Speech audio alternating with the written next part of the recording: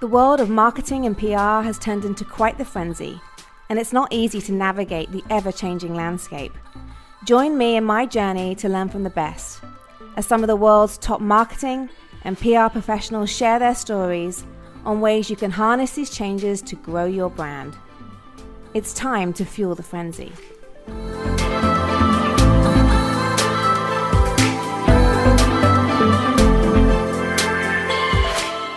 Okay, so welcome to the Fuel the Frenzy podcast and video podcast. It's fantastic to be here today. I have a lady I've known for a couple of years now from Atlanta. Annie, welcome to the show today.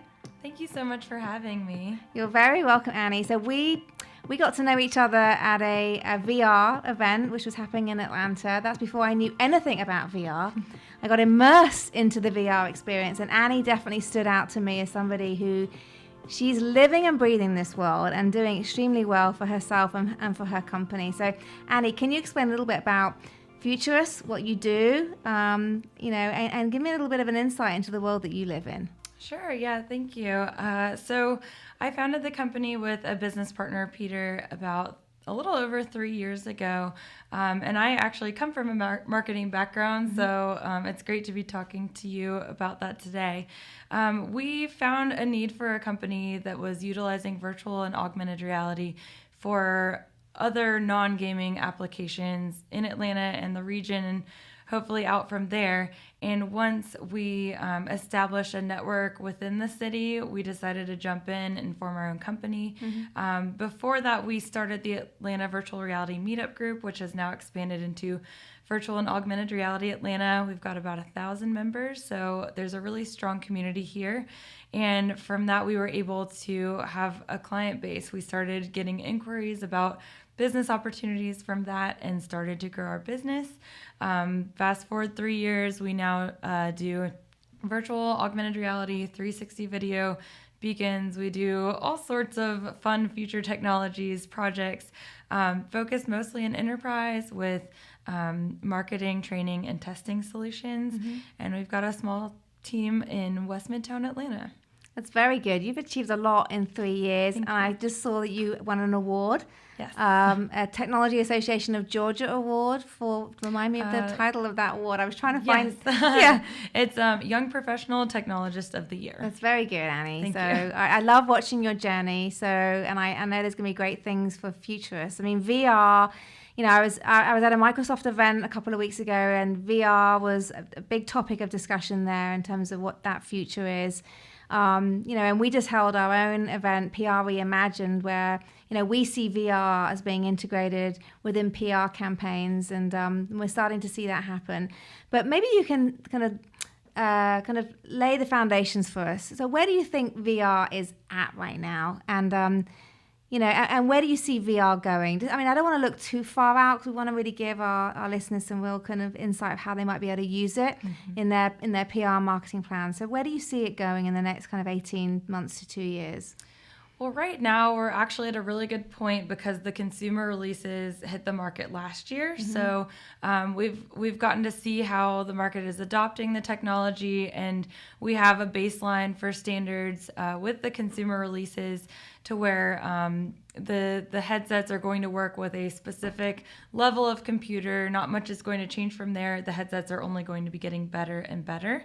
And better in the sense of resolution. The weight of the headsets will get lighter. They'll get even more comfortable. Things like that that we're seeing change every time a new headset is released. We've got some really big players in the market right now with HTC Vive, Oculus Rift, and also Microsoft's new MR headsets, which are opaque in the vision to where we classify them as VR headsets. And with those, they're already ready to have programs rolled out, whether it's for consumers or for your clients or internally. And over the next couple of years, I again see them getting more lightweight. I think that the frame rates will be better. So a smoother experience. A lot of people sometimes worry about the nausea factor when we're working with the computer-based experiences, though. We don't really have that issue anymore because of something called positional tracking. Right. So I think, good to hear. yeah, so I think we're really at a good solid baseline right now, to where any experience that's programmed correctly with a really good story behind it is going to be successful. It's just a matter of the hardware catching up to the software. Right. Okay. So for those people who haven't, who may know of VR purely in a gaming world, tell me, how does VR look in a enterprise world? Why would a head of marketing right now, what would a VR experience give to their customers or their stakeholders? Yeah, there are several different ways that the technology can be used. In marketing especially, it's great for pre-visualization of products or bringing a product somewhere that maybe you can't physically bring it, whether it's a smaller space or there's a large drayage fee if you're at a trade show. Being able to recreate these environments virtually and then allowing the customer to interact with the product is a really powerful experience. It's learning about a product by seeing and doing rather than reading, which for 66% of people that identify as visual learners, that's a really impactful thing.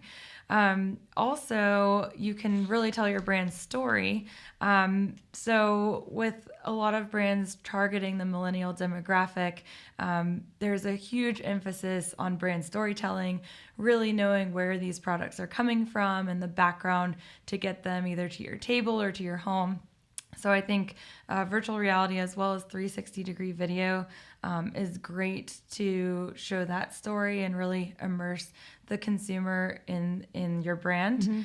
And then other enterprise uses are training, a lot of internal training for putting people in scenarios that might be more dangerous before they're ready, Right. Giving training using even haptic feedback by maybe vibrating a person's body to let them know when something's gone wrong.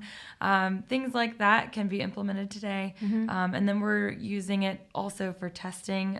We actually have a retail product out that we use to test packaging and layouts in stores before they've been built. So there are all sorts of enterprise ways, but I think marketing is probably one of the best ways to utilize it right now, because not everyone has this technology in their homes.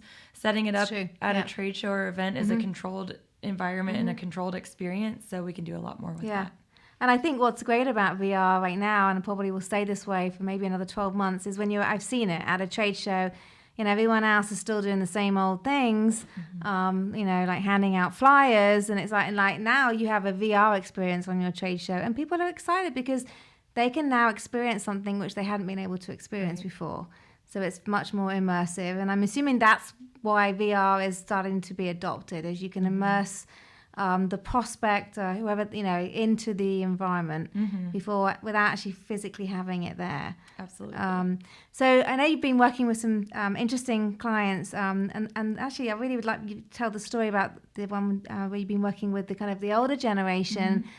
You mentioned something about taking people to the beach without them even being there. I need that at home. So can you expand on that for me? Yes. So we got partnered up with a nonprofit called the Alchemy Sky Foundation, and one of their main purposes is to provide music therapy for an older demographic with retirees, mostly veterans. And so they'll come in and bring a guitarist and bring music, but it's always a very intimate experience. And they had gotten some questions from the people that they work with, the retired folks, that they wanted to have a choir experience, but they couldn't just bring a choir into the retirement home. That's a lot to handle, and there's not that much space. So we worked with them to create a 360 video experience that the retired people could experience in VR with the Gear VR headsets, to be able to bring them to that stage. And we set all the musicians around them so they had things to look at left and right, and even behind them if they could reach that far. And we also did create a beach experience for them to kind of vary the different types of experiences. And it was a really emotional moment when we first started bringing the experiences to their homes or the communities that they live in, because many of them haven't been able to leave. So it was a pretty substantial quality of life impact to be able to give them these experiences and pretty much take them on a trip without leaving their beds or their wheelchairs. So a lot of them had tears when they were done with the experience, which made me have tears. I cry when I see other people cry. So it was probably one of my proudest moments in our company's history. It would be nice to get some biometric data on that, wouldn't it? To really be able to show the improvement of life in that period of time of you having that experience. You know, is your heart rate getting faster? Is your hair standing on end? I mean, just some ways to kind of really kind of show the fundamental shift happening because of VR. I mean, that's a great idea. I might have to do that. Because people, data like that to actually prove that point would be. You can see them crying, but we need to now show other people really what it can do to them. So that's amazing that you can bring this whole different scenario into a different room and be immersed in that experience.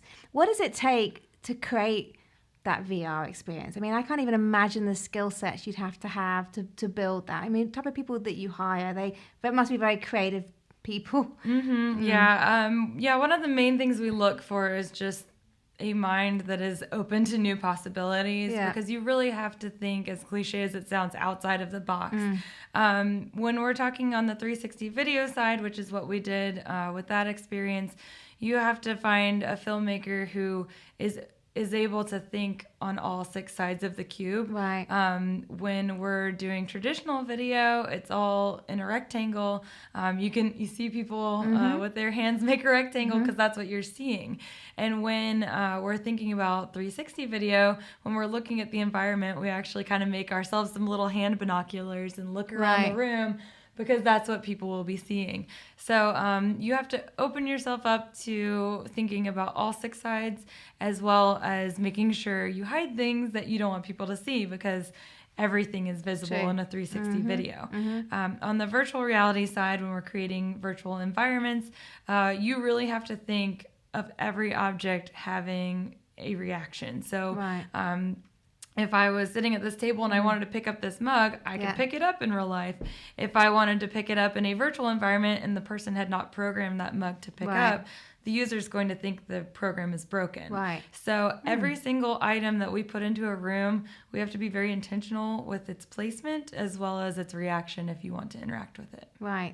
So you have to have, it's not just a photographic eye, it's a video eye, and it's a storytelling eye. So you hire storytellers? Do you hire messaging people and people to, how do you do all that? Well, a really solid background to have for this type of work, even though we're not in the gaming industry, is a video game development background, because they specialize in both the creativity of creating a world as well as the coding background. So that's the majority of people that we're looking at to hire do have backgrounds in video game development.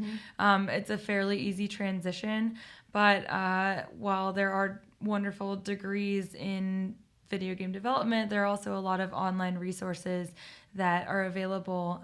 We use a lot of lynda.com. I think a lot of creatives, especially digital creatives, utilize that website. And then, of course, Unity itself, which Unity is the engine that we develop in, has their own online resources for education. So they're out there, and while a traditional, more formal education is great, if you've already gone through that and you're looking to expand your knowledge into a new field, I feel that you can really learn a lot online. So, are you anticipating that some maybe technical colleges will start offering some type of study in VR, or do you think it will get that granular, or it will be much broader than just VR? I think it will, or it might be a combination of virtual and augmented reality, or maybe just something called virtual worlds or virtual interface.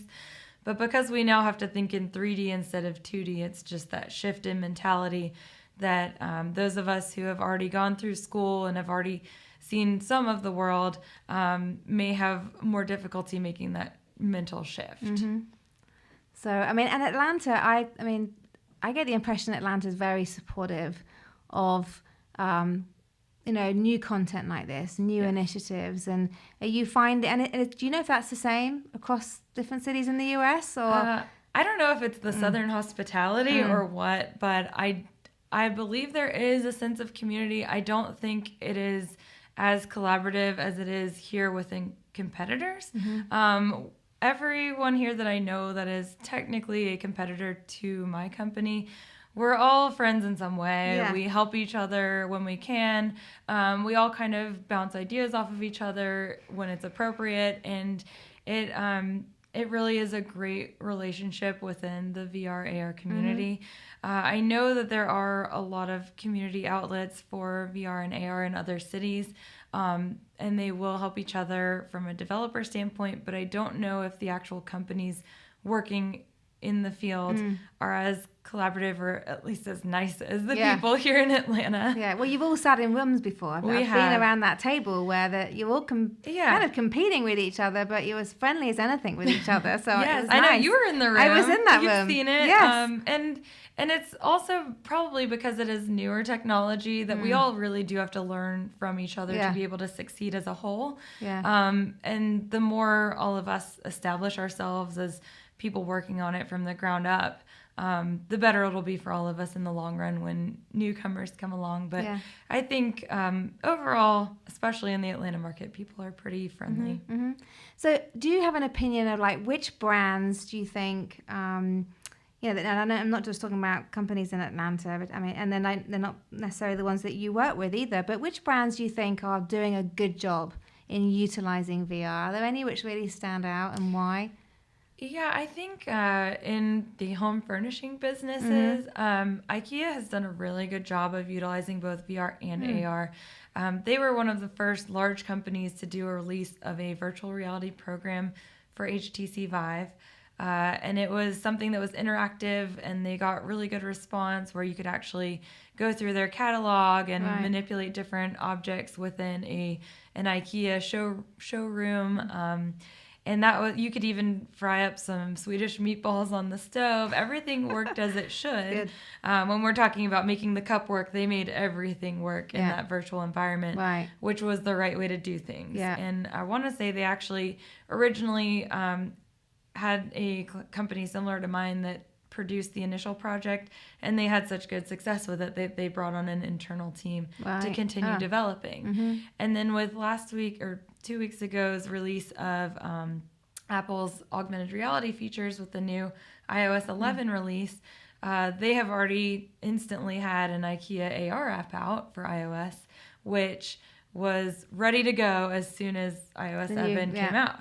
So they are a great example of a company that is accepting the technology and understanding the fact that if they come out with these as soon as the releases happen, they're going to be what people look to, and they're setting the standards. A bit like what Starbucks has done with their whole payment solution. I mean, they are leading the charge in that. When we talk about payments and using our phone to make pay for things and all things like you think of Starbucks each time. They've created a great user experience for it, a great customer experience. So you think really IKEA is doing the same thing for VR? I do, and I think companies who are looking to utilize it now, they're going to find that if they establish a project or a program that has a pretty wide release at this time, it's only going to continue to grow from here, and they're going to be pretty much setting the standards for others in their industry to follow suit. Right. So just a little bit more about IKEA, because I find this, I've always been interested in IKEA, probably because they're a European company, but they've got a very strong content marketing team.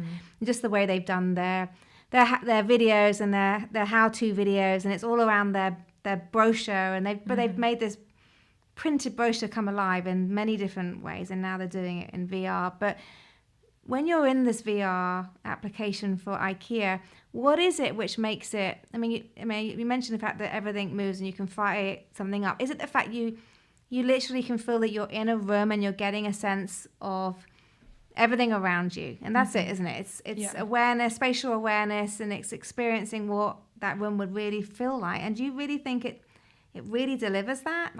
I think it does. When you're immersed in a virtual reality environment, you're getting, as a marketer, as a brand, you're getting so much more real estate than any other medium, whether it's print or digital. When you're reading their brochure or even scrolling through on their website and see an ad, you're only getting a very small portion of someone's field of view. Yeah. And with virtual reality, you are taking up their entire field of view. Yeah. So you're not only getting their attention, but you're also getting every inch of real estate you could. Yeah. So whether it is the environment or maybe that the catalog is sitting on the table, every little piece of it is IKEA. And I think that's the main point with VR is that you're not just giving them an advertisement, you're giving them an experience, and you're actually letting them into your brand, and then you get to control the narrative from all 360 degrees. Really good point, actually. Yeah, very good. Yeah, you control that message, and they're immersed in it at that point in time. And you mentioned the word real estate, and then it makes me think, well, surely this VR would be great for real estate. If you're looking to have a house built, and you can get to experience what that house would feel like when you're living in it with all that right furniture in it. I mean, again,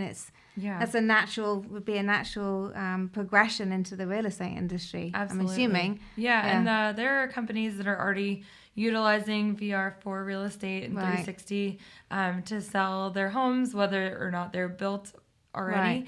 So it's really great for pre-visualization. When we're talking about ways to fill the space, I know I was watching a live stream of a basketball game in VR, and they were only filming in front, but they utilized the complete back 180 as an advertising platform. So while it all looked like banners and brochures and things just placed in an environment as it would in real life, if you want to take a second and look behind you, you still have that space behind you. Right. So again, it's kind of going back to the mentality of a developer, a designer for a VR environment. You really do have to see the world, and then you give that world to someone else. Right, okay. And then you control the backdrop. You control everything.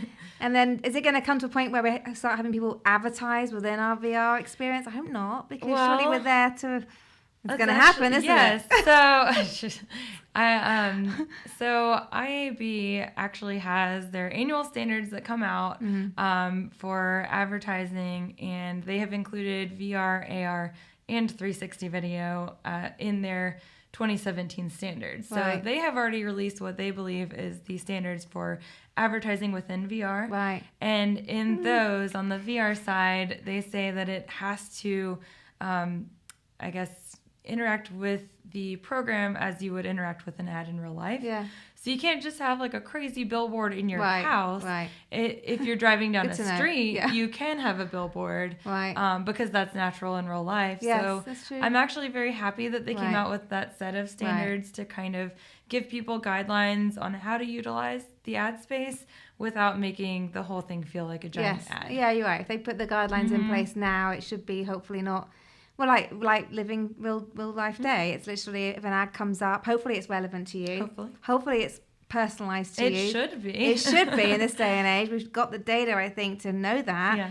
And hopefully it's not overbearing. Right. It's like it's popping up somewhere and it's useful and it's relevant. Useful, I think, is an important word there. Absolutely. So, gosh, so many developments, an exciting time for Futurists and for you, and you're spearheading it. I mean, your name is everywhere, and I'm so proud of you. I am, and you're a female in tech, and you're rah-rah, and you got married this year, and everything's great. And lots of stuff going on in 2017. So many things. So, Annie, if people want to get in touch with you, what's the best way for them to contact you? Well, our website is Futurists, that's it. It's FUTUR.US. So it's just our name with the dot in the US. We are on social media, Facebook, Instagram, Twitter, all the jazz, at The Futurists. And you can personally find me at Annie Arete. That's ANNIEARETE. Okay. It means knowledge is power, which I believe. Very nice. That's what your last name means? No, that's just a word that I have in my Twitter handle.